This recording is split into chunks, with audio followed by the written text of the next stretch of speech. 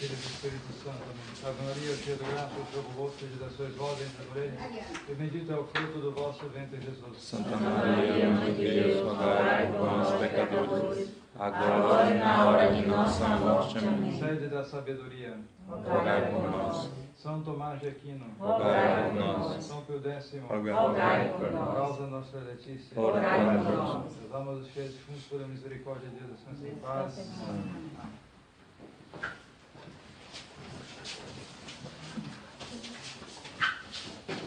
Bem, eu coloquei na frente aí nos filtros o aviso com o programa sucinto desse dia de encontro. Vocês verão os horários, para se houver qualquer dúvida, está tudo ali, na parte dos filtros aí na frente da casa.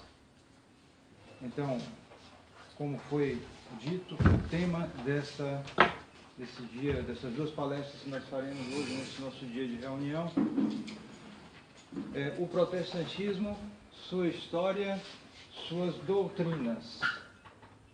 E assim nós dividiremos as duas palestras, mais ou menos, justamente assim. O protestantismo, sua história, primeira palestra. Segunda palestra, suas doutrinas.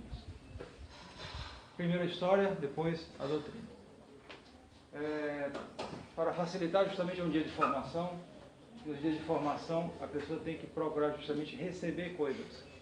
Então, evitar as perguntas, deixar só para o final, ou se quiser em particular, ou se quiser por e-mail, acho que todo mundo tem um e-mail daqui, né? Porque é melhor justamente ouvir para receber os princípios, as informações, etc. Vale mais isso num dia que é um dia de reunião, mas também um dia um pouco de recolhimento, né? Então, por que o protestantismo? Por que esse tema? Porque realmente é o tema que está na pauta hoje.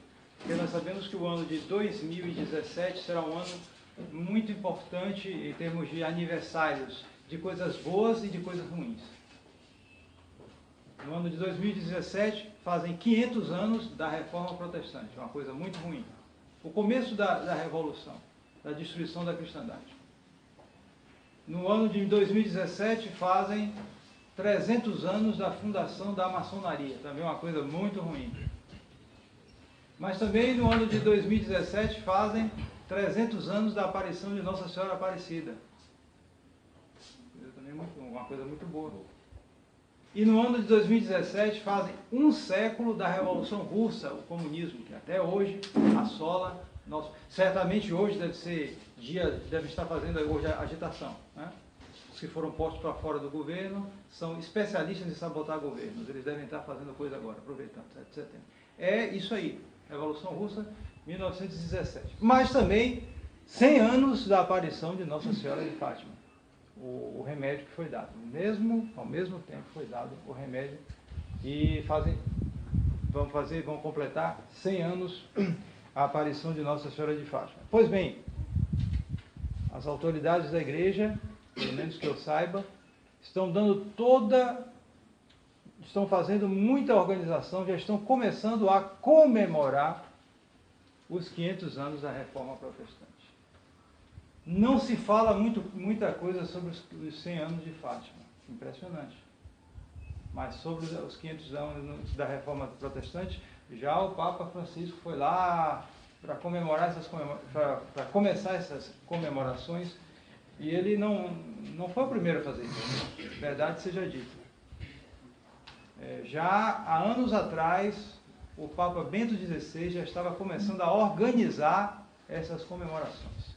Portanto, o Francisco não inovou em nada, ele só está fazendo o programa. Talvez de uma maneira mais escandalosa, certamente, mas ele continua o que o Bento XVI estava fazendo também. Então, é importante nós vermos isso, já que para o ano a gente certamente vai ver alguma coisa sobre Fátima, né? Então, esse ano, estamos em 16 ainda, mas devemos ver isso, estudar o protestantismo. Porque o protestantismo é um mal e um grande mal. É mesmo a origem da maior parte dos males que assolam a nossa humanidade. Um número infinito de almas se perdeu por causa do protestantismo. Certamente Certamente não. O padre Jair falou alguma coisa na pregação sobre o protestantismo. Eu ouvi um pouco de passagem, mas não sei o conteúdo. Talvez eu acabe repetindo algumas coisas que ele disse, mas enfim. Pelo menos essa primeira parte será sobre a história do protestantismo. História, põe isso na mente, história magister vitae. A história é mestra da vida. Todo aquele que quer se guiar na vida deve aprender com a história. A história do nosso país, a história dos nossos pais, da nossa família, tudo isso, nós temos que aprender isso para poder justamente trilhar o que eles acertaram e evitar o que eles erraram. Porque toda história tem erros e acertos, é claro. Todas as gerações cometeram isso. Então, o protestantismo foi um grande erro, um grande pecado, digamos assim, coletivo na história, que destruiu em grande parte a cristandade. Como assim? O que é cristandade? Justamente, nós começamos aqui, entramos aqui nas causas do protestantismo. Por que ele se instalou esse movimento herético na Europa Ocidental? Justamente no momento quando a Europa Ocidental estava se expandindo pelo planeta Terra. A cristandade europeia, que tinha se instalado na Europa, sobretudo o catolicismo, ela começava a se expandir pelo resto do mundo. 17 anos antes da revolta de Lutero, no começo, o Brasil tinha sido descoberto. Em 1492, tinha sido o continente americano. Em 1498, Vasco da Gama, português, que foram os portugueses que começaram primeiro, depois foram logo os espanhóis também, foi o primeiro homem a dar a volta ao mundo. Naquele tempo, com aquelas caravelas feitas de madeira, sei lá, de jaqueira, sei lá, ele fez a volta ao mundo. O primeiro homem que fez isso na história, os portugueses. Então, e eram todos católicos. Eles traziam a religião católica. Bom, não era só interesse da religião católica, é verdade, havia outros interesses. Mas havia padres ali que tinham o interesse de expandir o evangelho, sobretudo, depois nós vimos a figura gigantesca de São Francisco Xavier. E graças a isso o cristianismo se espalhou, foi se espalhando pelo mundo inteiro. Porém, já quando a expansão começou, havia ali a cunha do protestantismo, que dividia a Europa. E por isso, muitos que navegavam também, se fosse um português, um espanhol, um napolitano, era católico. Mas se fosse um inglês, se fosse um holandês, sobretudo, era um protestante. E aí as guerras eram terríveis. Eles tentavam uns aos outros tomar as possessões, e isso, é claro, acabava diminuindo o impulso civilizador da cristandade. Então, de modo que, de fato, o cristianismo, o catolicismo se espalhou, mas não se espalhou tanto quanto se esperava. E a guerra continuou. Bem, então, causas políticas. Porque justamente a cristandade europeia era aquele equilíbrio que existia, a chamada feudalidade, ou seja, era um poder mais descentralizado, porém, em que o forte, ou seja, os senhores feudais, já que naquela época quem tinha poder, quem tinha terra. Não existia tanta indústria. Quem tinha poder, quem tinha terra. Então o senhor que tinha terras era chamado senhor feudal. Em geral ele ganhava isso na base da guerra. Eram guerreiros. A guerra era uma coisa comum e era na mão. Tinha que ser homem para ter aquelas possessões, tinha que ter uma influência muito grande. Então, esses senhores feudais eram homens, em geral, bárbaros. Mas a igreja, que estava se expandindo e firmando sua influência, firmou durante muito tempo, à custa de muitos martírios, de muito trabalho, ela estabeleceu que a função desses senhores feudais, que eram os fortes, era de defender os fracos, ou seja, aqueles que não tinham tanta terra ou que não tinham terra, e que viviam à mercê das dificuldades daquele tempo. Então a igreja influenciava o senhor feudal e também os vassalos, os mais pobres, etc., os servos, para que houvesse um equilíbrio social entre os dois. Ela não estimulava a luta de classes, estimulava o equilíbrio social. Era o contrário. Então, Com isso, se mantinha um equilíbrio. Um equilíbrio que tinha seus problemas, evidentemente. Porque os senhores queriam brigar o tempo todo. Aqui, às vezes, queria brigar com outro senhor feudal. Essa história de, né? Eu tenho essa terra aqui em Candeias, mas o senhor lá de Camaçari tá fortão também. Ele fez uma afronta a mim, sei lá, o filho dele levou a minha filha, vai dar briga aí começava a briga, houve muita briga assim, guerra mesmo. Então a igreja tinha que intervir nesses casos, para regular as coisas. Ela estabelecia, por exemplo, a trégua de Deus. Ela dizia, por exemplo, que no tempo da quaresma ninguém pode fazer guerra, está proibido, se não está excomungado. O pessoal tinha medo da excomunhão. Então pelo menos equilibrava aquela situação e procurava mediar os problemas. Tá bom, vamos ver se casa sua filha com ele, para dar um jeito nisso aí. Então, equilibrava a situação. Então, a cristandade foi baseada em grande parte nisso. A figura da feudalidade,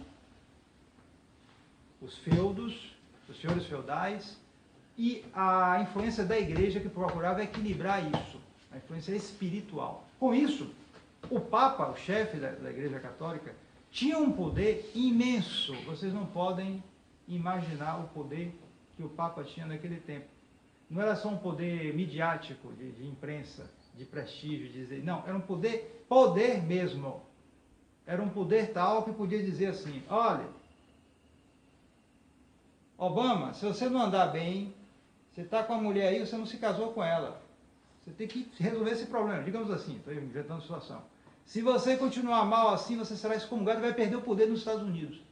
E perdia mesmo. Se excomungasse, ele caía. Naquela época não existia Estados Unidos, é claro. Mas existia o Império Alemão, que era a grande potência na época.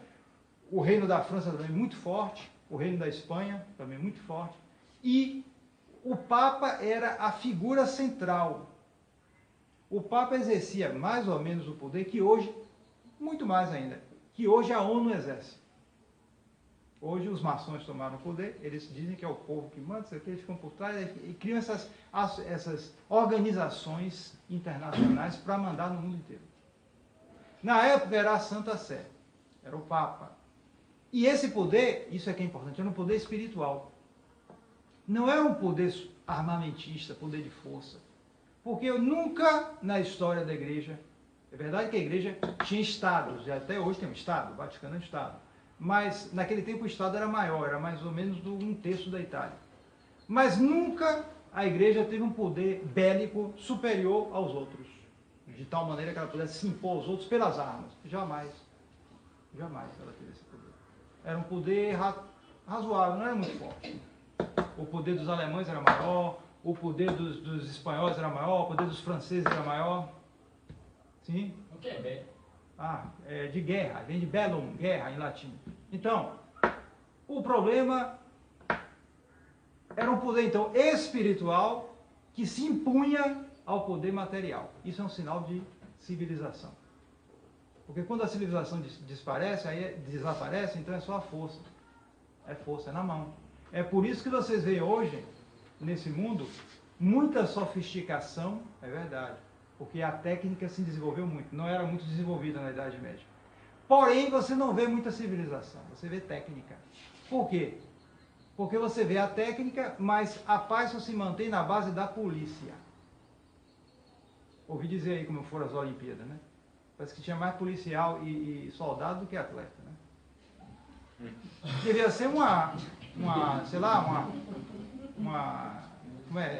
Olimpíada de militares, né? Porque tinha mais polícia, tanque, isso, aquilo, do que para manter a paz. O que é isso?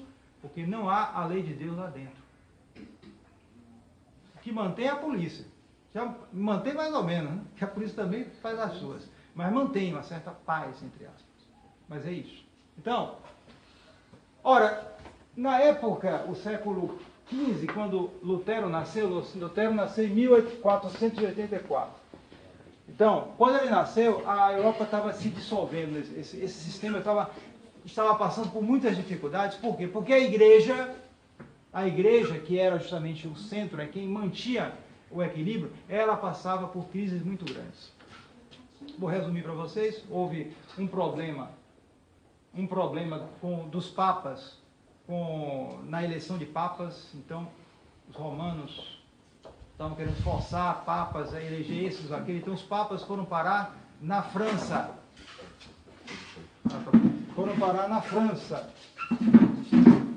Ficaram 70 anos na cidade francesa.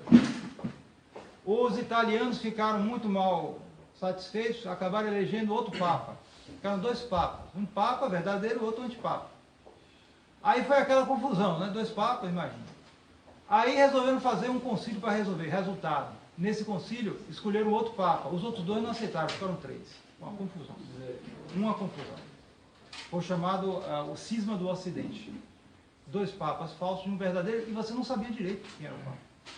Havia santos que seguiam um papa falso, sem saber. Houve esse caso. Então, acabaram resolvendo com um concílio chamado Concílio de Constança, no século XV também. Esse concílio resolveu mais ou menos a situação, mas houve problemas, porque depois esse concílio se transferiu para outras cidades da Suíça e acabaram inventando uma doutrina falsa de que o concílio era maior do que o papa. Isso é falso. A igreja não é uma república, não é um parlamento, a igreja é uma monarquia. Isso é importantíssimo. E essa monarquia vai permanecer até o fim do mundo. Ninguém venha dizer que quando chegar perto do fim do mundo vai desaparecer papa, vai desaparecer... Isso é falso, isso é heresia. Está no Concílio Vaticano I, dogmático, na Constituição Pastor Eternus. Está dito lá, claro, vai até o fim do mundo. Pode ter problemas, e tem muitos problemas, mas não vai desaparecer. Então, com isso, foi uma confusão na cristandade. Então, a força da igreja, depois eles acabaram resolvendo isso. Ficou um papa só, o papa verdadeiro, que era o Papa Martinho V. Porém, a igreja perdeu prestígio, perdeu o poder que tinha. Ela não tinha mais aquela autoridade de chegar e impor, dizer, olha, você tem que fazer isso, fazer aquilo, essa é a questão, vamos examinar, etc. Não era mais o poder moderador da cristandade. Consequência, se você está na sala de aula, você tem um professor com autoridade, ele chega, todo mundo gosta dele, mas respeita também, ele mantém a calma. Ele mantém isso, mantém aquilo. Pronto. De uma hora para outra chega outro que não sabe nada e é até mais novo do que os alunos, o que é que vai acontecer? Vai virar uma confusão a sala de aula. Foi isso que aconteceu com a cristandade. Então a confusão começou nesse ponto já no século XV. Causas econômicas. Importantíssimo também. Por quê? Porque a igreja,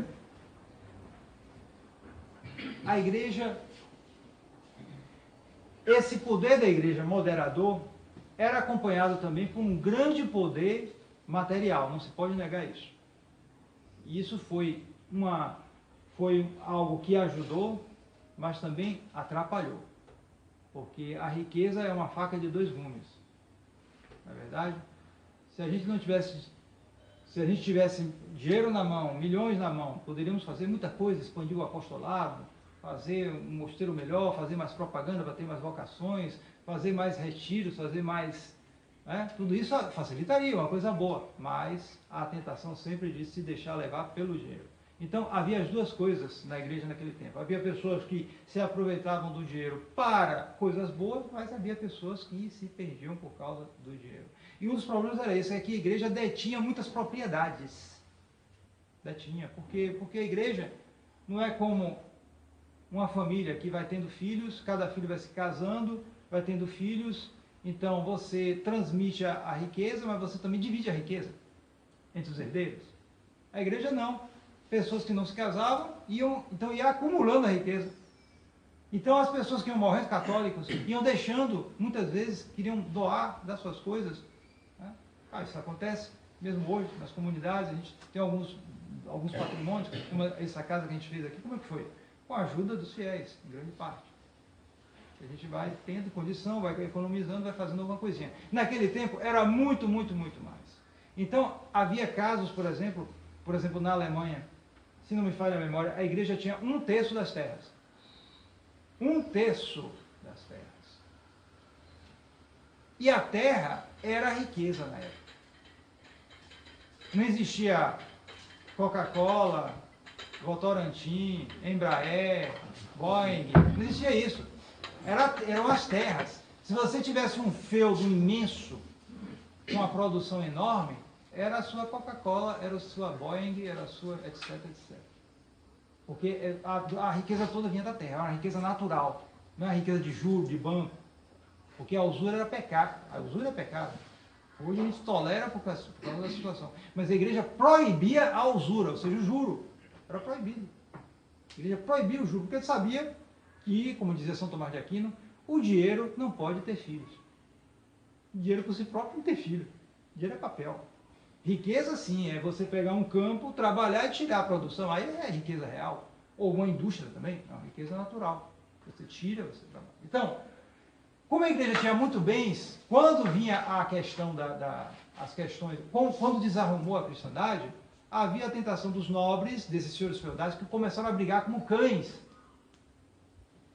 Brigar. Então, havia a tentação de também meter a mão na terra do bispo. O bispo vai aí, eles têm um terço das terras, tem mais do que a gente, vamos lá e pega. Só que todo mundo sabia, se fizesse isso era pecado, era excomungado. O pessoal era católico, apesar de meio bárbaro, eles tinham isso. Então faltava uma doutrina para liberá-los disso aí, tá entendendo? É aí que Lutero vai entrar. Então, causas intelectuais e religiosas. Estou resumindo as coisas, né? Intelectuais, porque justamente a igreja era também a mestra da Europa Ocidental. Era a mestra. As escolas, as universidades estavam nas mãos da igreja, na grande maioria dos casos. Não porque ela usurpou nada, mas porque ela fez. Pois a Europa Ocidental era um continente, é verdade, a civilização romana no sul da Europa, em torno do Mediterrâneo, mais ou menos. Os romanos civilizaram bastante, não se pode negar. Mas com as invasões bárbaras, virou um pandemônio, uma confusão. No fim da Idade Antiga, pelos idos do século V, mais ou menos. Então, do século V até o século XVI, XV, 1000 anos, foi a igreja que se recivilizou esses povos.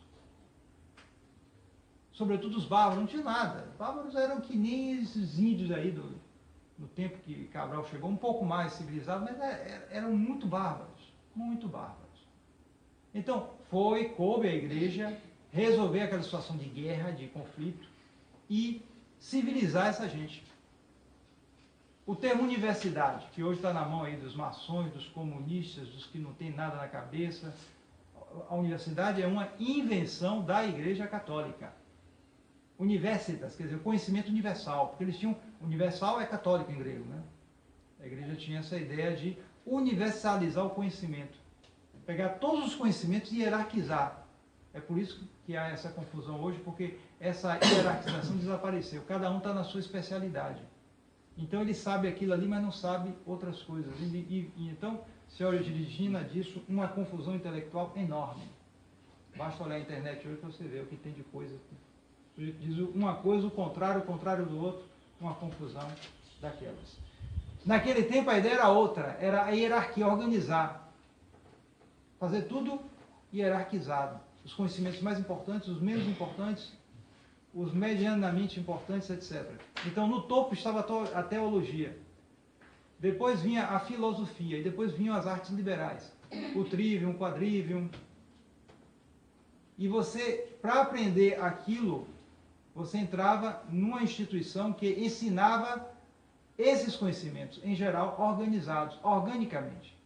E era a universidade.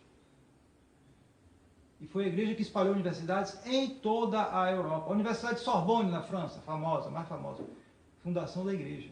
A Universidade de Cambridge, na Inglaterra, universalmente conhecida, fundação da igreja. Universidade de Oxford, na Inglaterra, também fundação da igreja. Universidade de Bonn, de Berlim, de Hamburgo, também fundações da igreja. Alcalá de Henares, Salamanca, na Espanha, também fundação da igreja. Tudo isso foi fundado pela igreja. Ora, no século XIV havia uma decadência, porque no século XIII chegou-se ao auge do desenvolvimento intelectual, com figuras como Santo Alberto Magno, São Boaventura e, sobretudo, São Tomás de Aquino. Chegou-se ao auge do conhecimento que até hoje não foi superado. Não foi superado. São Tomás de Aquino, bom, vocês viram a descrição do o professor Carlos Nogueira fez, era uma inteligência única, alguém que não foi superado, nem vai ser superado, até o fim do mundo, não acredito, uma cabeça extraordinária, e que realmente chegou, com ele se chegou ao auge dos conhecimentos filosóficos e teológicos. É verdade que a técnica não desenvolveu muito, se desenvolveu também. Basta você ver uma catedral gótica, você vê até que ponto se desenvolveram os conhecimentos técnicos. Mas essa técnica era voltada para Deus. Aí que está o problema. Hoje ela é voltada para as suas necessidades básicas. Não só básicas, mas de luxo, de perder tempo e tudo. Basta ver como se gasta dinheiro hoje com videogame. Para que videogame? Para idiotizar a pessoa. Desde criancinha, né? Porque é idiota, mais nada. É um idiota. E você tem, é uma das coisas que mais se desenvolve hoje. Custa muita técnica e muita inteligência. Para quê? Para nada. No lixo. Então o problema não é tanto a inteligência, mas o desenvolvimento da inteligência. Então na Idade Média, ninguém pensava em desenvolver videogame. Para quê? Eles queriam salvar suas almas. Então faziam catedrais extraordinárias. Então a técnica não se desenvolveu tanto, mas porque ela estava hierarquizada e controlada pela teologia, pela filosofia, etc. Coisas mais importantes. No século XIV é uma quebra disso. E, devido também à própria decadência geral, acabou redundando numa decadência intelectual. As cabeças, ainda havia muitas cabeças boas, mas elas já não funcionavam tanto. Então, em particular, a escolástica estava numa decadência. Lutero aprendeu essa escolástica decadente. Ele detestava a escolástica. Mas ele já aprendeu uma escolástica decadente. Os estudos dele não foram bons. Ele era inteligente, mas os estudos dele não foram bons. Então, intelectuais e religiosas. Porque com a decadência do mundo, o pessoal pensava até que era o fim do mundo, porque apareceu também muita peste, muita doença. Foi um século conturbado, o século XV. Então, começaram a surgir também problemas na religião católica e heresias que tomavam corpo como nunca houve antes. É verdade que houve, sempre, problemas. Mas a Idade Média foi um período em que houve muita confusão, sobre o ponto de vista político, às vezes. Mas, religiosamente, as heresias não foram muito numerosas. Porém, no século XV, elas começaram a crescer. Você teve dois pré-protestantes nessa época, que foram Hus, João Hus, e um inglês chamado Wycliffe. Eles foram dois pré-protestantes. Começaram a desenvolver teorias que pareciam com as de Lutero, antes de Lutero começar a predicar suas heresias. O Hus acabou na fogueira, né, queimado, porque justamente havia um organismo para... Esse equilíbrio se mantinha porque havia um organismo coercitivo para barrar a coisa no começo. Nós veremos depois que a heresia é como um incêndio. Se você deixar, acaba com tudo. Foi o que houve com Lutero. Mas no tempo do século XV ainda havia autoridades que tomavam conta. Então o Hus mesmo foi queimado, e Wycliffe, eu não sei qual foi o destino dele. Mas de qualquer modo, essas heresias foram freadas. Não conseguiram se desenvolver. Mas sempre deixam seus desgastes. Então, o mundo estava assim naquela época. A cristandade estava em crise. Mas é preciso que a gente veja, a gente examine os personagens, porque os personagens principais tiveram uma influência imensa também em levar o movimento subversivo para frente e moldá-lo, dar a sua marca, né? A marca pessoal deles, levar nessa direção, naquela direção. Então, são 4 personagens principais. A gente não tem tempo de ver cada um em detalhe. Veremos em geral, sobretudo esse aqui, que todo mundo sabe é o principal deles, né? Lutero. Martinho Lutero. Na verdade, ele não se chamava Lutero, não se chamava Luther, se chamava Luder. Mas Luder é um pouco uma expressão meio vulgar, como se fosse um insulto lá na Alemanha. Então ele mudou o nome do Dr. Luther. De qualquer modo, nós chamamos de Lutero.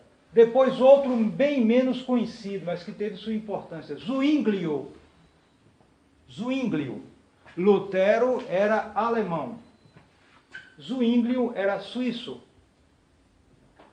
Teve grande importância também. Só não teve mais porque morreu cedo. Depois outro de uma influência também enorme, cujo protestantismo se espalhou mais do que o de Lutero, Calvino. Conhecidíssimo também. Calvino era francês, mas desenvolveu as heresias dele também na Suíça. E finalmente, esse inglês aqui, Henrique VIII. Henrique VIII era rei da Inglaterra. Foi outro protestantismo diferente desses aí. Meio misturado com o catolicismo. Nós veremos em particular aqui, Lutero. Sobretudo Lutero, um pouco do Zwinglio e Calvino, mas sobretudo Lutero. As doutrinas nós veremos sobretudo Lutero, porque o básico está tudo em Lutero. Realmente foi o sujeito. Se diz que ele foi o primeiro homem moderno. É alguém sobre quem Satanás exerceu uma influência fortíssima, fora do comum. Até hoje, milhões e milhões de almas certamente vão para o inferno por causa dele. É uma verdadeira maldição. Porque certamente existirão protestantes até o fim do mundo, né? Infelizmente. O movimento realmente foi uma coisa que, para os planos do maligno, deu certo mesmo. Então,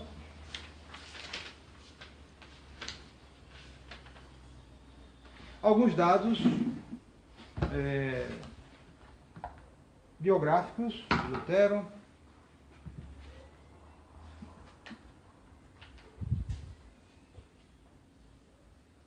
Lutero nasceu em 1484. Seu pai era um mineiro, ou seja, ele trabalhava na mineração, com o cobre. Era um homem rude, de pouca instrução, trabalhador. A mãe também era uma pessoa também muito simples, não eram gente de muito boa condição. Tinha uma condição razoável, mas não eram ricos. Mas, dos vários filhos que eles tiveram, eles perceberam que o mais velho, que era Lutero, era o mais inteligente, sem dúvida nenhuma. Então, como acontece, né, nessas famílias, você tem sempre a esperança muito no filho, para levantar a família, né? Que vai ser o arrimo da família, que vai desenvolver. E eles viram que esse aí é o mais inteligente, esse aí é o que tem mais chance de ir para frente e levantar a família. E realmente eles investiram em Lutero. Né? Queriam que Lutero fosse advogado, fosse estudar o direito, ganhasse muito dinheiro com causas e pudesse aí ajudar a família. Então Lutero teve a oportunidade que os seus irmãos não tiveram de estudar. Ele passou em várias escolas, onde sua inteligência se mostrou, realmente ele se destacava. Para se ter ideia, quando ele estudava direito, ele era um dos melhores alunos, parece que era o segundo melhor aluno da turma, era alguém que tinha cabeça, inegavelmente. Mas era mais uma inteligência viva do que profunda. Era alguém que era vivo, mas que não era tão reflexivo. Parecia. Bom, lá um dia, em 1505, Lutero jovem, Lutero comunica que vai entrar no convento. Vai se tornar agostiniano, monge. E foi uma confusão na família dele. Bom, aí as versões variam, uns contam que ele estava voltando estava viajando, né, e foi atacado por uma tempestade, ele se viu no meio de uma tempestade, fez um voto a Santana que se ele se salvasse daquela tempestade ele se tornaria monge e escapou. Bom, há muita coisa que Lutero, os historiadores, os especialistas dizem que Lutero Lutero inventou sua biografia. Há muita coisa que ele não parece que seja verdadeiro isso, aí se discute. Há não muito tempo atrás, um especialista em direito, o professor Dietrich Emmer, fez um estudo sobre Lutero, onde ele afirmava que Lutero entrou no convento porque, segundo ele, Lutero se meteu num duelo com um colega chamado Theodor Bunze. Naquele tempo havia muito duelo entre estudantes, né? A espada, né? Era que os povos não tinha arma, era na base da espada, né? Então ele entrou num duelo com esse Theodor Bunze e matou esse Theodor Bunze. Saiu ferido e matou o Bunze. Então, naquele tempo, ele ia para a cadeia, né? Claro. E podia ser até condenado, sei lá o que ele ia. Então, ele procurou um padre que era amigo dele. O que é que eu faço? Estou desesperado aqui e tal. Você faz o seguinte: você entra num convento, porque os conventos naquela época você tinha um direito de asilo. Se a pessoa entrasse num convento, você não podia ser preso. As coisas que a igreja fazia naquele tempo, né? Agora você tem que entrar para ser religioso, fazer penitência, tudo, aí você escapa da polícia. Aí ele entrou. Que se conta isso? Ele chegou a essa conclusão. Que Lutero se tornou monge por causa disso. Bom, todo mundo está vendo, não é uma verdadeira vocação, né? Vocação de fujão. Então ele acabou, e que fujão, né? De assassino. Matou o colega, é o que diz, se discute muito, não só sobre o começo da vida religiosa dele, mas sobre a morte dele, né? Se discute. Mas o fato é que ele não tinha uma verdadeira vocação. Mas era um sujeito inteligente, inegavelmente. Então desenvolveu. Os agostinianos, naquela época, estavam tanto divididos, os estudos não eram lá tão bons. Ele só estudou 18 meses de teologia, já foi ordenado, já pôde ensinar teologia, ensinar no convento. E como além disso, era um sujeito muito loquaz. Tinha uma voz forte, bonita. Tinha ímpeto, sabia fazer sermões assim, populares, bem... Inclusive naquela época havia coisas curiosas, botava até palavrão no meio dos sermões, era uma moda meio estranha que tinha, dos predicadores populares, e ele sabia fazer isso, e a multidão ia atrás dele. Ele tinha talento de pregador popular, às vezes sabia falar. Era inteligente, não era burro, coisa nenhuma, mas os conhecimentos teológicos dele não eram lá muito bem formados. Chegou aí a Roma para resolver um problema lá da ordem dele. Havia uma disputa lá entre os conventuais e os observantes. Ele acabou indo a Roma, mas não conseguiu seu objetivo. Voltou irritado com a situação que viu lá em Roma. Começou a tomar uma posição contrária, posições meio estranhas. Sobretudo, ele era um tipo que, foram notando logo, ele era um tipo de um nervosismo fora do comum. Tinha medos, reações de histeria estranhíssimas. Outro elemento estranho, né? Sobretudo, ele tinha uma espécie de medo do demônio que era fora do comum. Fora do comum. Uma vez estavam lendo no refeitório uma parte do Evangelho de Marcos falando sobre um possesso. Ele acabou rolando pelo chão, ele: não sou eu não. Tiveram que pegá-lo, de tal maneira ele estava impressionado, pensando que o demônio estava pegando ele, coisa parecida. Isso acompanhou a vida dele toda. E atenção, não parece que fosse só uma neurose. Havia algo mais ali. Porque sempre as coisas estão meio misturadas. Muito comum. Então, ele era esse tipo, um tipo agitado, um tipo que não refletia muito, mas um tipo que sabia ir para frente, né? Então, ele acabou se desviando na doutrina, nós explicaremos depois, na próxima conferência, mas a ocasião que ele usou para entrar em revolta contra Roma foi por ocasião da pregação das indulgências. As indulgências, o que é que estava ocorrendo? Naquele tempo estava se construindo a Catedral de São Pedro. Aquelas construções magníficas que nós vemos até hoje. A Catedral de São Pedro estava em construção. Demorou mais de 100 anos para construir aquilo. A maior igreja do mundo, com todos aqueles monumentos. Então, se fez então uma pregação de indulgências e que realmente nisso houve um abuso, porque se fazia uma venda de indulgências, ou seja, se determinados senhores ou príncipes tinham direito a vender um certo lote de indulgências, ou seja, você vendia papéis com orações, em que a pessoa que rezasse aquelas orações e que tivessem também a intenção, não era só o dinheiro pago, tinham que rezar e tinham a intenção, podiam tirar as almas do purgatório. A gente sabe que as indulgências existem até hoje. Em si mesmo, o princípio não é errado. A indulgência serve para diminuir a pena temporal devida aos pecados. E isso pode ser aplicável a nós mesmos ou às almas do purgatório.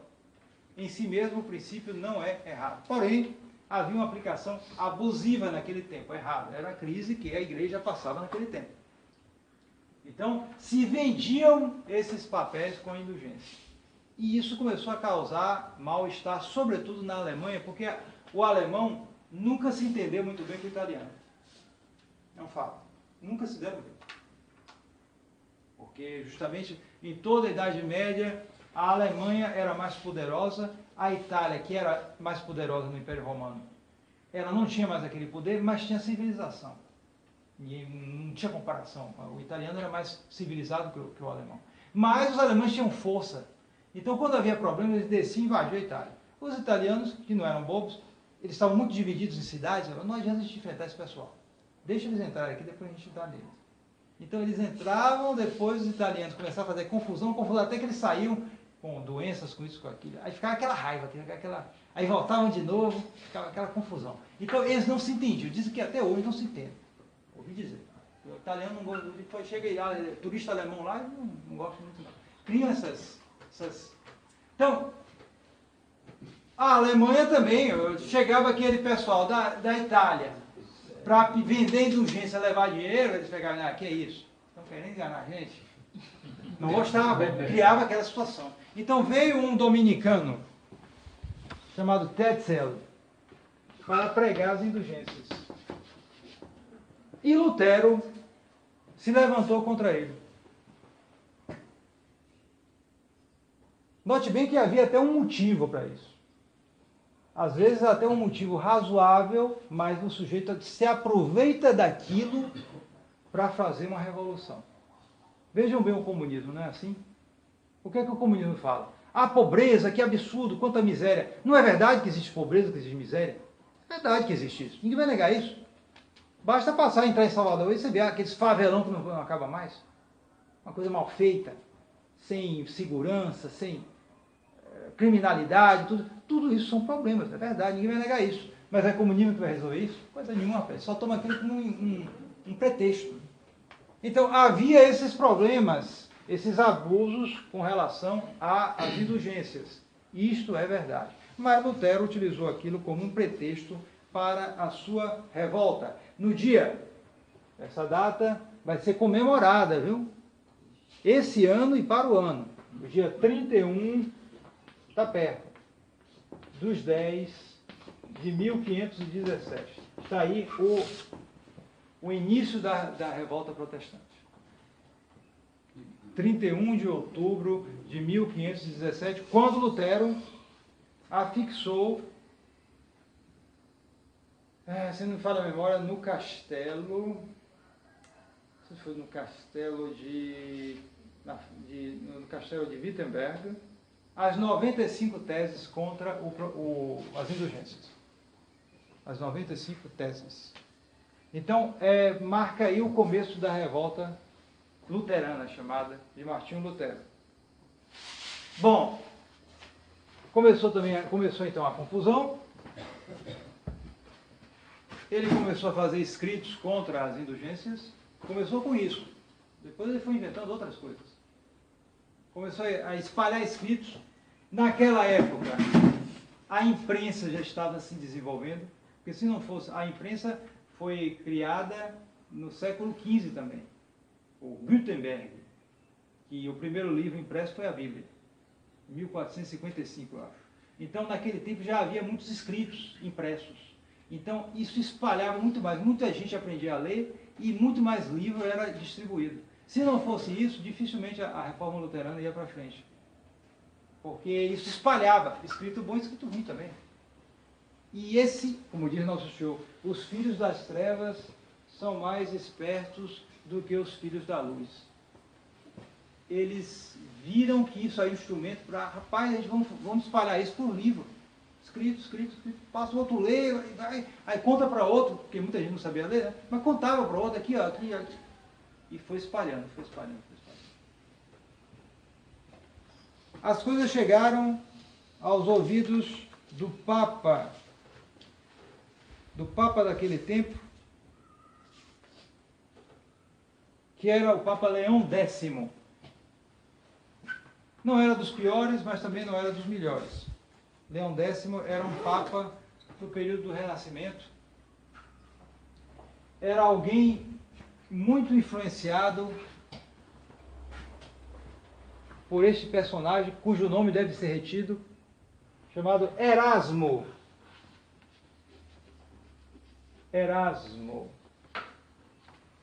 Erasmo de Roterdã, na Holanda.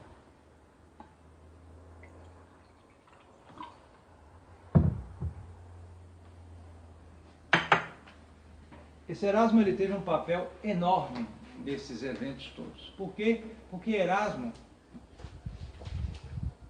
era aquele que está por debaixo fazendo as coisas. Ele não aparece tanto, mas ele influencia todo mundo, porque é um sujeito de cabeça, muito inteligente. E ele era um liberal. Um liberal.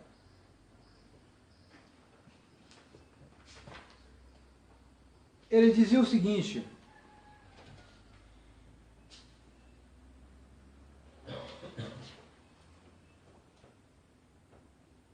ele dizia que, por exemplo, os sacramentos. O sacramento é uma coisa útil para a pessoa, para os pobres que não conhecem isso, pessoa mais ignorante, já eles com sacramentos. A hierarquia, não, tem que ter hierarquia, senão vai dar desordem e tudo. Mas ele, no fundo, não acreditava em nada, em quase nada. Trapado o sujeito. Mas não, ele tinha fé, não sei até que ponto, era um liberal. Ele achava que essas coisas todas eram só aparências que tinham sua função para o povo ignorante, mas os intelectuais como ele, era um grande intelectual. Erasmo de Roterdã, um humanista. Então, para pessoas que estudam, isso não é necessário, as coisas são de menor importância. Cada um vai interpretar a Escritura e vai tirar a sua conclusão, ponto final. E a gente se entende. Era essa mentalidade de hoje aí. Então, quando Lutero partiu para a revolta, ele se desentendeu com Lutero. Ele disse, não, talvez você vai quebrar tudo aí. Não, tem que manter as coisas, mas também não vá assim. Ele acabou se distanciando de Lutero. Mas ele influenciou os movimentos protestantes fortemente. Essa mentalidade liberal dissolvente. Pois bem, esse Erasmo, ele tinha prestígio na corte romana. Ele tinha prestígio com os papas. Verdade. Vocês estão vendo que não é de hoje que papas às vezes têm problemas? É verdade que como hoje, impossível, não é, né? Mas naquele tempo havia papas já um pouco balançados. Essas doutrinas, como Erasmo era muito erudito, inteligente, ele entrava com um discurso meio, né? Não era uma coisa clara, então muita gente se deixava levar, mais ou menos. De tal maneira que até propuseram o chapéu de cardeal para ele, e ele recusou. Não só recusou, mas parece que recusou até os últimos sacramentos quando morreu. Pois é. Então esse sujeito era perigosíssimo, tá entendendo? Esse tipo de gente que não aparece assim, porque pelo menos Lutero aparecia, dizia as coisas na cara, acabou a história. Mas o sujeito quando fica meio assim, sinuante, é o pior de todos. Era o liberal. Lutero era incendiário, ia partia para quebrar tudo, mas ele não, ele era assim. Quando ele viu Lutero partir quebrando tudo, ele, não, aí você também está errado. Se separou dele. Queria ficar na vida boa, tranquila, tal, aquela coisa, né? Então o Papa Leão X, bom, não é que Leão X tivesse as mesmas ideias de Erasmo, estão entendendo? Mas ele era influenciado, então ele reagiu assim muito molemente. Ele chegou, não, manda uma carta lá para Lutero para parar com isso, tal, aquela coisa. E Lutero aproveitando. Se você não corta no começo, a heresia é como um incêndio. Começa aqui, 1, 2, 3, 4, daqui a pouco está uma confusão completa. Então,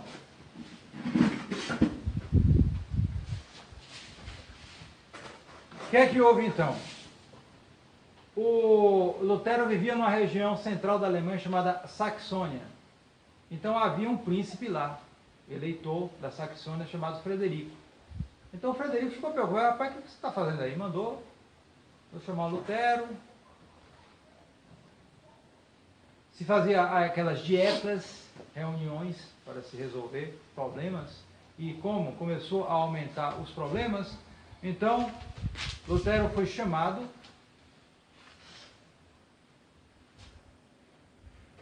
Primeiro ele foi chamado para uma discussão com Caetanos, um grande teólogo romano, veio lá de Roma para discutir com ele. Um dos maiores intérpretes de São Tomás de Aquino, Caetano, foi discutir com ele. Lutero fez apelo ao Papa bem informado contra o Papa mal informado. Ele disse, não, o Papa está mal informado sobre o que eu estou fazendo. A primeira coisa foi essa. Depois, ele fez apelo ao concílio contra o Papa. Depois que as discussões foram avançando, ele fez apelo ao concílio. Até o dia em que, numa disputa de Leipzig, numa cidade alemã, em 1519 já, um teólogo holandês, Johan Eck, porque Lutero argumentava que o concílio tinha coisas contra o que o Papa estava fazendo. Então o teólogo chegou para ele, dominicano, chegou aqui, ó, e essas definições do concílio, contra o que você está falando aí? Colocou tudo na frente dele. E mobilizou Lutero. Então Lutero apelou à Bíblia contra o concílio. Ele disse que só reconhecia a Bíblia e não os ensinamentos da tradição. Bom, aí a coisa ficou clara, a heresia dele. Né? E ele acabou sendo condenado.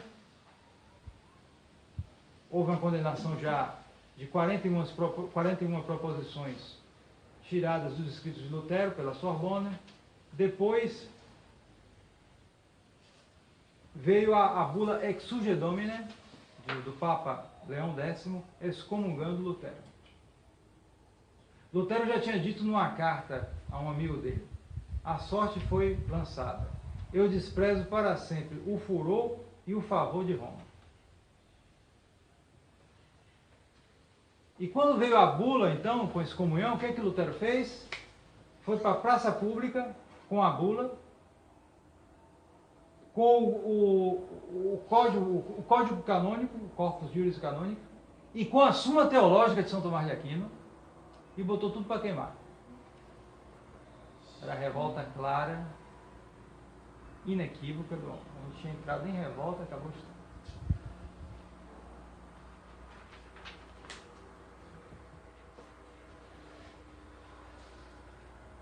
Bem, então, houve uma reunião em Worms, na cidade da Alemanha, chamada Dieta, né? Mas já nesse momento, Lutero tinha conseguido o apoio de senhores alemães.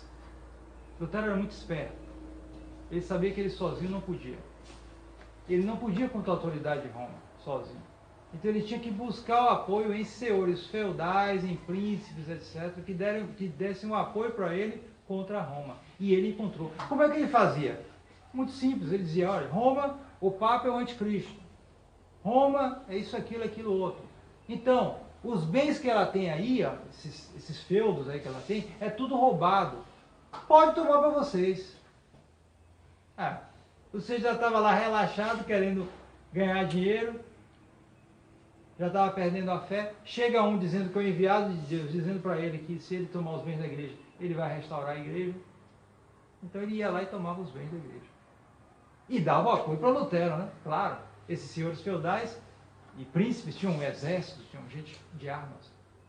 Então a revolta foi se instalando. Havia aquele sentimento também anti-italiano, aquele sentimento dos alemães contra os italianos. Ele aproveitava, ele se tornou uma espécie de herói nacional. Uma espécie de herói nacional. E havia o apoio popular. Ele conseguiu o apoio popular. Realmente. Com as suas pregações e porque ele tomava a causa dos alemães, está entendendo? Ele fazia a coisa assim, de um jeito que, estão explorando a gente, então vamos restaurar a cristandade. Então, me dê o seu apoio com as suas armas, etc., que eu vou levar isso adiante. Então, os senhores ficavam satisfeitos. Então, foi crescendo o problema, mais ainda. Ora, esses príncipes, eles estavam, pelo menos nominalmente,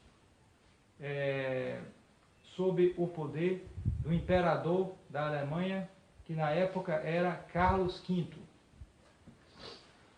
Carlos V foi eleito, era uma eleição, né? Não era hereditário, não, era uma eleição entre os principais. Então ele ganhou do rei da França, Francisco I. Né? Então, Carlos V era muito novo, ele não queria muito se envolver, não queria muita confusão com isso. Mas, como a situação foi aumentando, esses senhores fizeram um protesto na reunião, dieta de Spira, um protesto, daí vem o nome protestantes. Por isso é que eles devem ser chamados protestantes. Porque eles fizeram um protesto aí, quer dizer, eles fizeram uma confissão do que eles achavam, favorecendo a Lutero.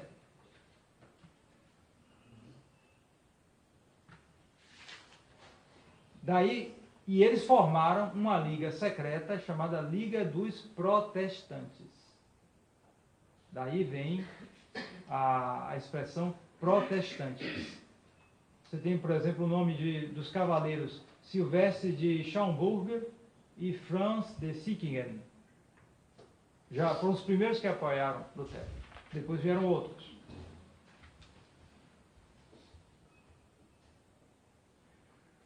Então, essa dieta de Spira confirmou o decreto de exílio de Worms.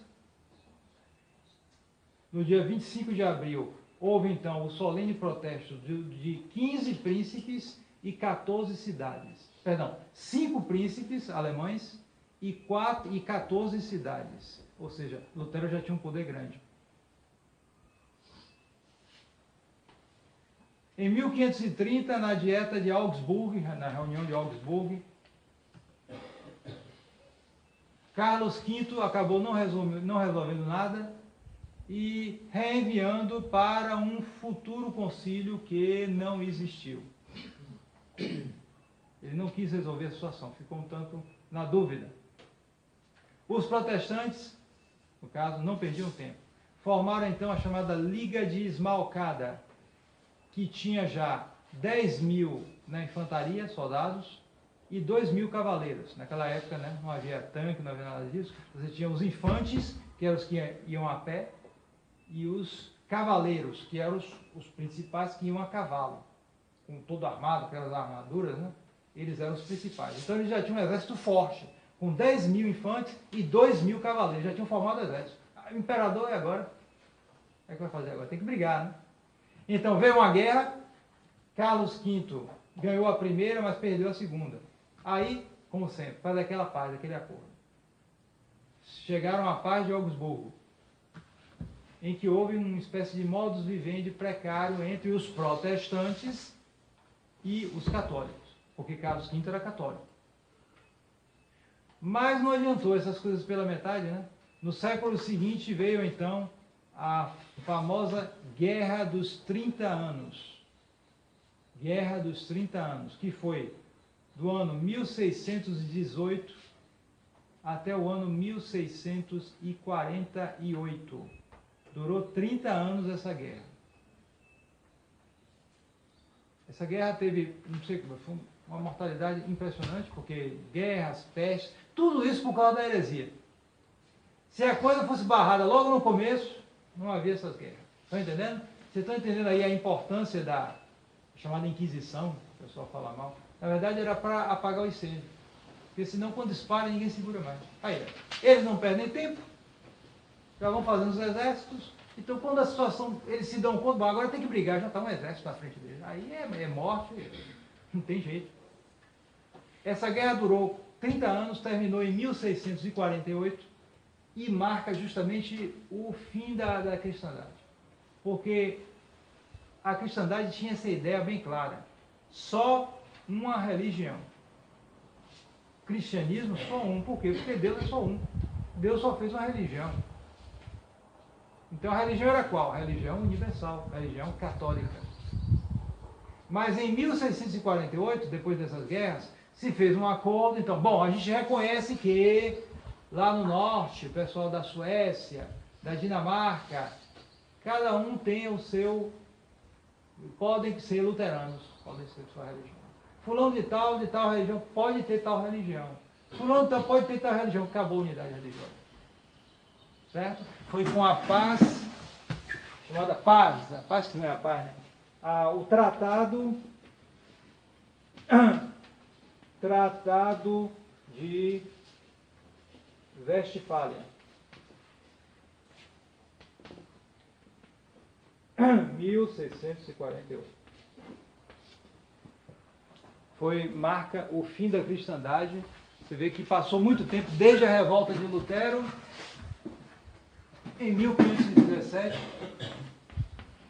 até Westfália foram 130 anos, 131 anos, né?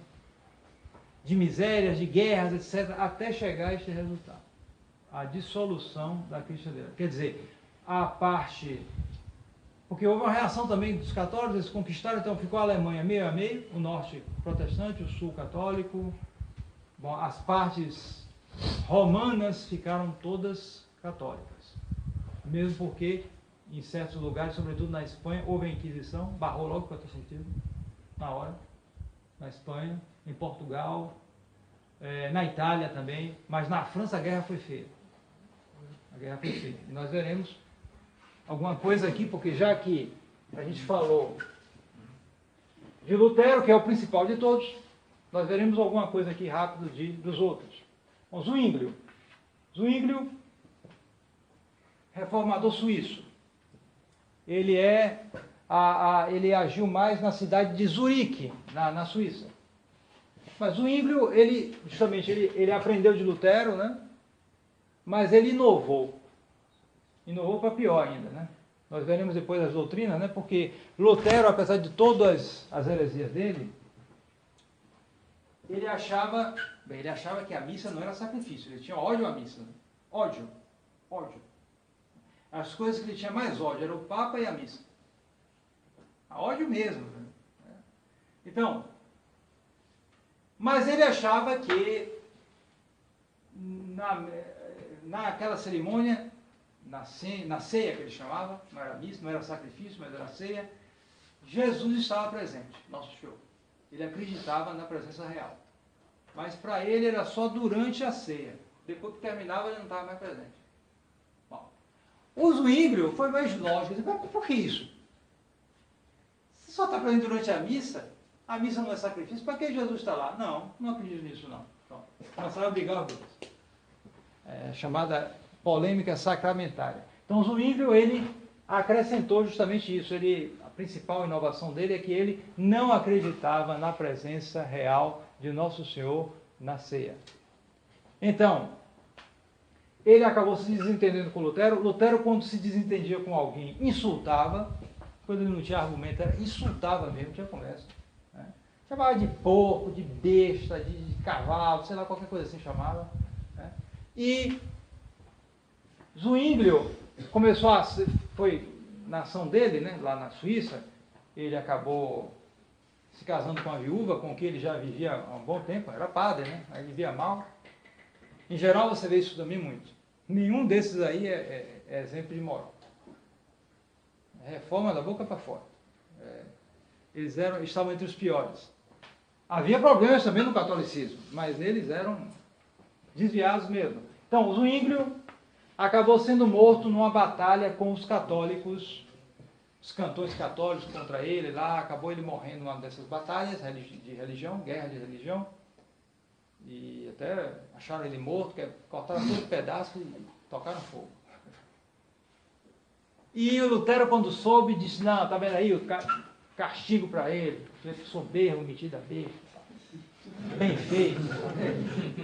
Não, isso disse claramente numa carta que foi um castigo. Se disse que foi bem feito, não sei, mas foi um castigo, porque é um sujeito orgulhoso, tal. Olha quem estava falando. Então a ação de Zwingli não foi mais além, porque ele morreu cedo, na guerra. Mas, então na prática, o movimento de Zwingli acabou se juntando com o movimento de Calvino. Esse aqui é muito importante. Calvino, Jean Calvin, João Calvino. O protestantismo que veio desse Calvino é o que mais se desenvolveu, o que mais se espalhou no mundo. Presbiterianismo, metodismo, os pentecostais em parte, pelo menos, o próprio anglicanismo, foram muito influenciados por Calvino, pelas doutrinas de Calvino. Então Calvino era francês, também foi estudar direito, estudou em Paris, no Colégio Montagu, onde pouco tempo depois veio Santo Inácio de Loyola. Ele estava estudando lá também. Bom, começou a estudar teologia, largou pelo direito. Depois foi para a França, Orléans-Bourges, outras cidades da França, estudou literatura, não sei, com os humanistas. De uma hora para outra ele mudou, em 1533. Não se conhece direito, não sei como é que ele mudou e começou a defender ideias protestantes. Talvez tenha lido coisas de... Bom, ele leu coisas de Lutero. Então, em termos de doutrina, todo mundo aqui bebeu em Lutero. Foi o principal. Né? Ele acabou agitando, sendo expulso da França, foi parar na Suíça.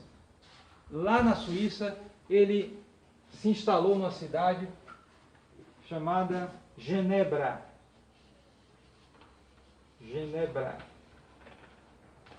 E ali ele realmente instalou, ele deu certo. Ele instalou o reino dele.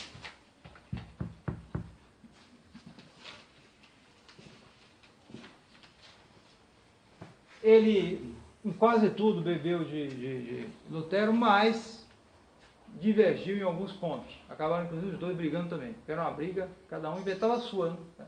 Isso era o livre exame, né? Cada um acha do seu jeito. Então, Calvino escreveu um livro chamado Instituição Cristã. É um livro que ele foi aumentando aos poucos, ficou enorme, mais de 1000 páginas. E ele divergia de Lutero, porque Lutero era contra a lei antiga, a lei do Antigo Testamento. E Calvino achava que não, peraí, porque Calvino viu os efeitos da Reforma Protestante, a imoralidade que se instalou na Alemanha, depois das pregações de Lutero. Já que a lei não valia, era só a fé, sem as obras, então, pô, eu tenho fé, faço o que eu quero. Calvino disse, não, isso aí está errado. Então voltou a dar valor à lei antiga. Além disso, Calvino insistia muito na predestinação, que é uma doutrina luterana, não é uma doutrina de Calvino. Mas ele insistia muito, ele dava os sinais de predestinação. E isso tornava a religião ainda mais insuportável. Calvino estabeleceu então o seu poder com a sua...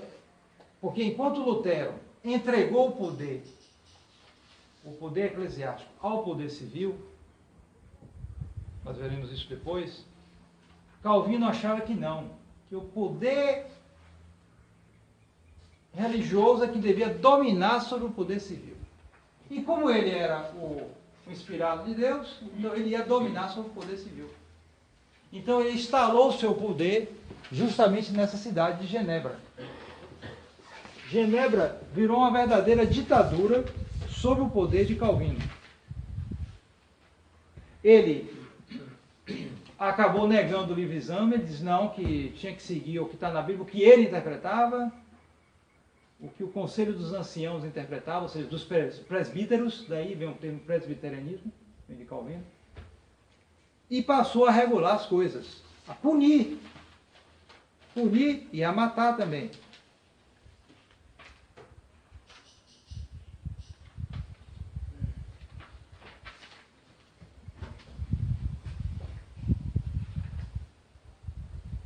Calvino dominou em Genebra entre 1536 a 1538, foi a primeira estadia dele, mas ainda não dominava. Mas depois ele dominou de 1541 a 1564. Durante 23 anos ele dominou a cidade de Genebra, estabelecendo a lei dele, a lei que ele julgava ser a lei de Deus. Só para lhe dar uma ideia,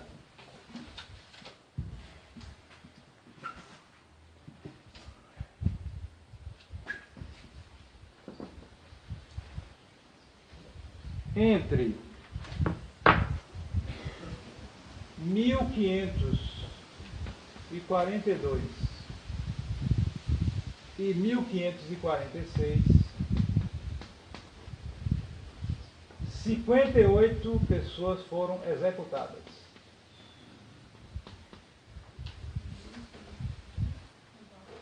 Porque discordavam da doutrina de Calvino.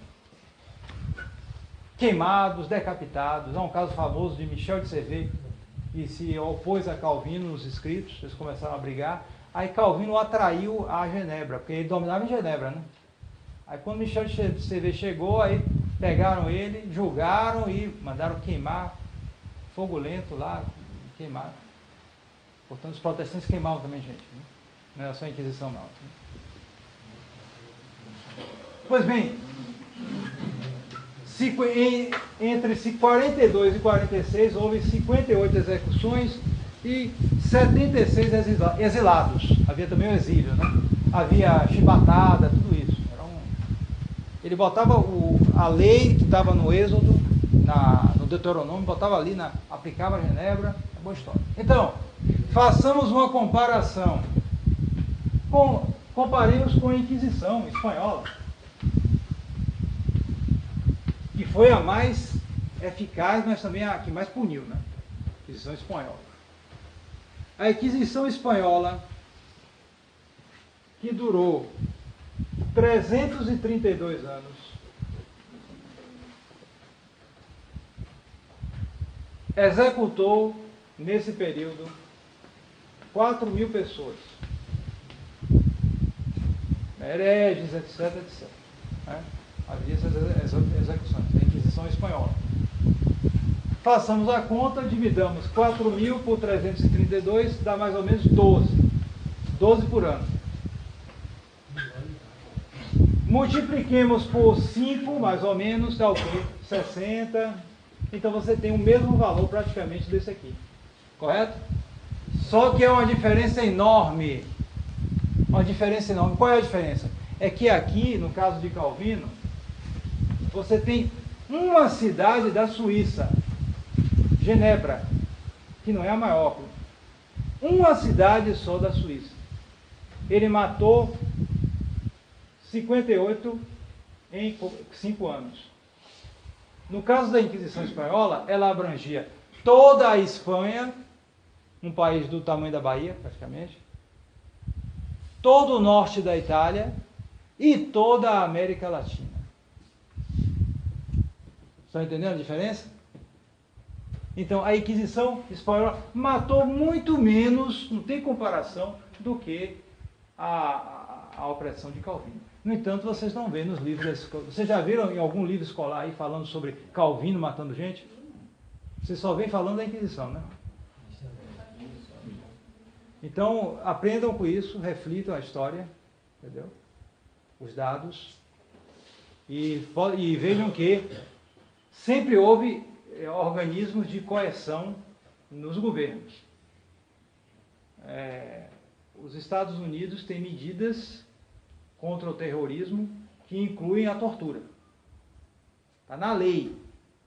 Se tem um sujeito acusado de tortura, que você tem bastante indício que ele é culpado, pode aplicar a tortura. Isso está na lei dos Estados Unidos. Até hoje, atualmente é assim. E a cada ano, eu não sei exatamente, mas a cada ano nos Estados Unidos morrem na base de não sei quantos condenados à morte. Não é queimado, mas é câmara de gás, é isso, é aquilo. Até hoje tem pena de morte nos Estados Unidos. E não só nos Estados Unidos, vários países do mundo. Então a Inquisição também tinha sua pena de morte. Para casos em que não havia jeito, o sujeito se obstinava. No entanto, olha só, eram 12 por ano em todo o Império Espanhol. Em todo o Império Espanhol. Quanto malandro morre aí por ano aqui no Brasil? Que ninguém sabe. Eu disse que no Brasil não tem pena de morte. Quantos morrem aí, aparecem mortos e ninguém sabe? Vá contar. No caso da Inquisição era tudo regulado, era lei, era julgamento, era tudo. Chegava um pouco, ó, certos casos eram soltos, certos casos... E havia casos de morte, mas era assim. Portanto, algo bem moderado, muito menos do que Calvino com a sua heresia protestante. Estão vendo aí? Porque há um livro, está lá no mosteiro, chamado O Protestantismo Assassino. Mataram gente até não poder mais. Na França foi uma guerra feia. Quando os católicos reagiram, eles já estavam exasperados de tanto ataque protestante. Então, esse Calvino é um dos principais. E, finalmente, só para terminar aqui, alguma coisa sobre Henrique VIII. Eu vou insistir na doutrina, sobretudo com relação a Lutero. Henrique VIII foi mais... Bom, a diferença é que, no caso desses três aqui, a coisa começou com a heresia e depois caiu no cisma, na separação de Roma. No caso de Henrique VIII foi o contrário. Primeiro veio o cisma, depois veio a heresia. Henrique VIII começou com um cisma. Henrique VIII, antes da separação de Roma, ele fez um livro contra Lutero. E o Papa lhe deu o título de defensor da igreja. Ele era muito eu sou defensor da igreja, ele gostava muito desse título. Recebeu o título de defensor da igreja porque fez um livro contra Lutero. Só que o problema de Henrique VIII era mais passional. Henrique VIII era mulherengo. E lá um dia ele conheceu uma das damas lá, uma morena lá da Irlanda, muito bonita, e pronto. Se diz que foi uma paixão demoníaca, ele virou a cabeça. Ele era casado com esses casamentos daquela época, né? Com uma mulher que era mais velha do que ele, embora não tão mais velha, mas era mais velha do que ele, e era filha, acho que do irmão dele, era parente dos reis da Espanha, que eram muito poderosos naquela época. Então, convinha manter casado com... A Inglaterra era menos poderosa que a Espanha, então ele se casou com essa moça, essa senhora, né? Bom, uma mulher assim de meia idade. Então ele teve dispensa do Papa para fazer isso. Então ele se juntou com essa Ana Bolena, né? E a Ana Bolena queria se casar. Não, eu não quero ficar assim, não quero ser a outra, não, quero me casar. E ele, com a cabeça virada, quis anular o casamento dele. O Papa não aceitou, de jeito nenhum. O Papa firme, disse: não, seu casamento é verdadeiro, eu não posso anular seu casamento. Hoje está tão diferente, né? Ele disse: não posso anular seu casamento. Pois ele separou-se da igreja por causa disso. E foi uma miséria na Inglaterra, porque a Inglaterra é um dos países extremamente católicos, com muitos mosteiros, muita gente vivendo para Deus, e foi um desastre. Primeiro foi o cisma, por causa de mulher, por causa de imoralidade. Bom, ficou nisso não, porque depois ele desconfiou da Ana Bolena, mandou matar também, né? Mandou matar uma, se juntou com outra, teve umas 5 ou 6, uma atrás da outra. Aí começou a desandar, né? Acabou morrendo mal, né? Então, por causa de paixões, não foi por causa de doutrinas, bom, as paixões entraram aqui também, mas no caso dele foi bem claro, foi uma coisa, né? Sois. Depois, as doutrinas de Lutero e, sobretudo, de Calvino penetraram na Inglaterra. de tal modo que o protestantismo inglês ele é diferente dos outros protestantismos. Ele é mais organizado, ele parece mais com o catolicismo, ele tem bispos, não são bispos os bispos ingleses, mas eles têm um título de bispo, de padre, disso, daquilo. É um protestantismo que parece mais com o catolicismo, mas as doutrinas, eles mesmos dizem que eles não são protestantes, não mais nada, são protestantes sim. As doutrinas penetraram ali e fizeram o seu desgaste. Então, na próxima palestra, vai ser às 15h, nós veremos então as doutrinas, especialmente a doutrina de Lutero.